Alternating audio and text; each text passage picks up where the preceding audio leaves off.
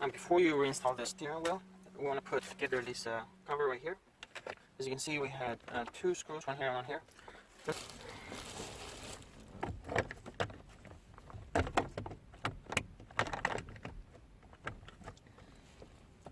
And the tricky part here is that not only do you have to line in these 2 pieces, but the screw goes right there, so that needs to line up as well.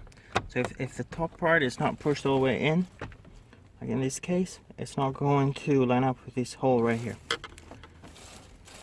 So make sure that you have the top piece pushed all the way in, and then go ahead and join them.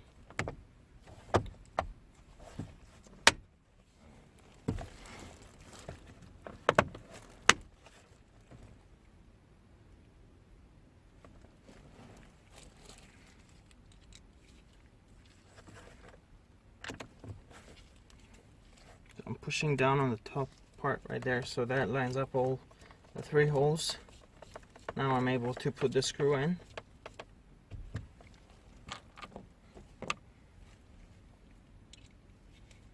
We'll do the same thing over here. Just gotta push that down.